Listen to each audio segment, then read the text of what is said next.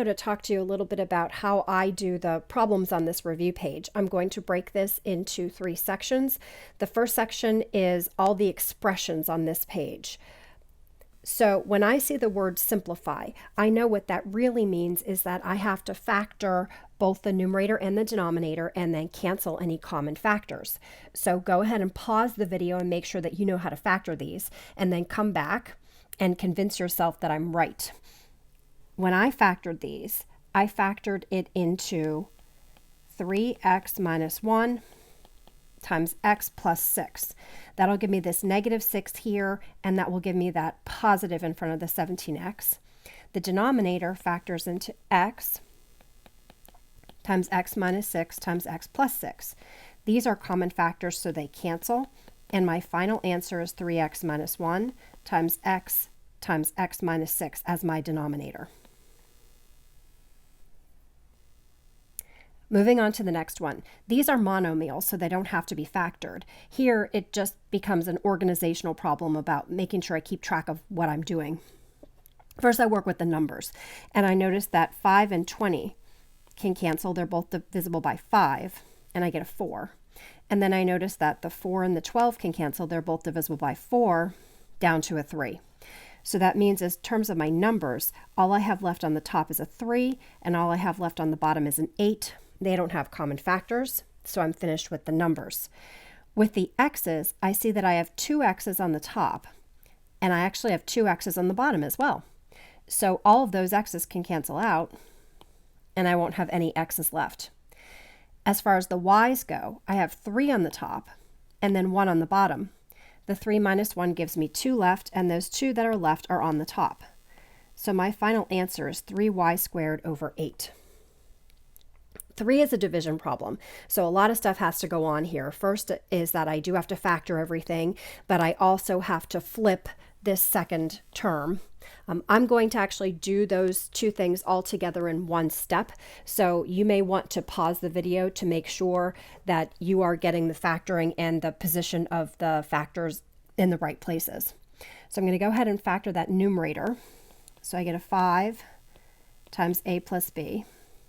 I'll factor the first denominator, and a 10 will factor out of that, and there you get a 2a plus 1b.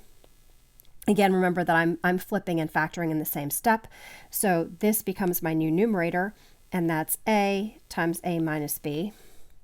And then my denominator, which was my original numerator, I can factor out a 2a, and I get a plus b.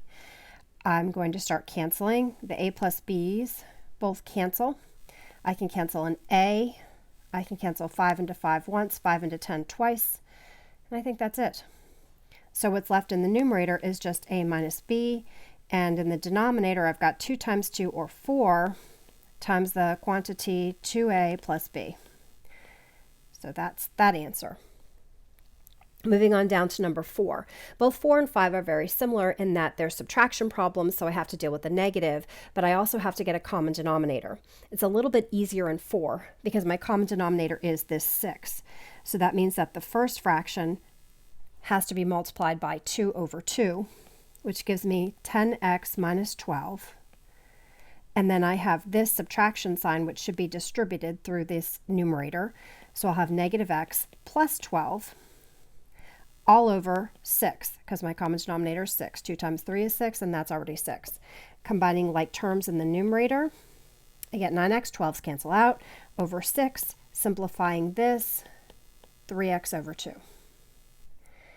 So 5's common denominator is a little bit harder, so I'm going to write that the LCD here contains both denominators, 6 and x minus 6.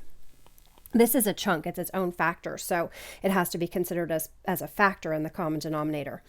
This first fraction is missing the 6, so I just multiply by 6 over 6, and that'll give me 18x's.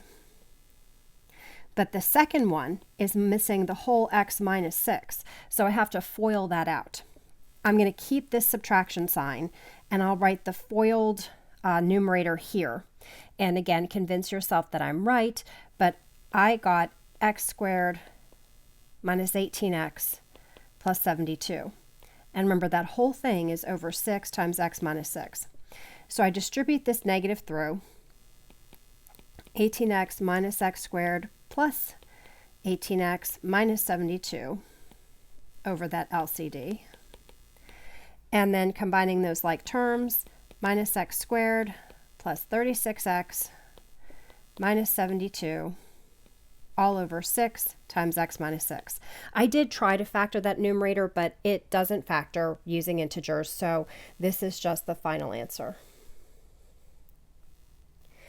With number 6, this is maybe one step further down the line. I need an LCD again, but in order to find the LCD, I have to factor out this first denominator into x times x minus 1. I see then that that LCD is in fact x times that other factor x minus 1. This first fraction, it's already good. It's just got a 9. But the second one is missing an x minus 1. So I have to multiply numerator and denominator by that x minus 1, which gives me 2x minus 2.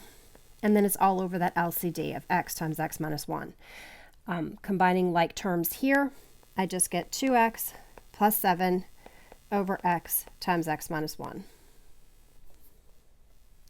Next up is this division problem, and you can approach it two ways. You can either do the long division or you can do synthetic division. I can show both, but if I was going to do long division, I'd put the x plus 4 outside, and then 3x cubed, 10x squared, minus 9x minus 5 on the inside. There are no missing terms. My exponents go 3, 2, 1, nothing, so I'm good to go here.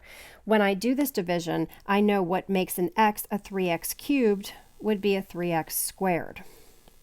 So then I multiply 12x squared. And then I subtract. I like to change my color just so that I'm reminding myself that I subtract. And I get negative 2x squared minus 9x. In order to make an x into a negative 2x squared, I need negative 2x. So I get that negative 2x squared. And then I'll get a negative 8x here. Change color again, subtract, which means I end up with negative x minus 5. How do I make an x a negative x? Minus 1. So I get negative x minus 4. When I subtract here, I just get a remainder of negative 1. So I choose to write that like this, plus 4. You need some sort of sign here. If you choose to use a negative sign there, then that would be a positive 1 over x plus 4. But there needs to be a sign there, and that is my remainder.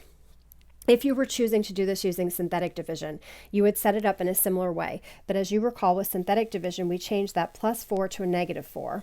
We copy our coefficients, 3, 10, negative 9, negative 5. This comes straight down, multiply, add, negative 2, multiply, 8, add, negative 1, multiply, positive 4, and there's our remainder.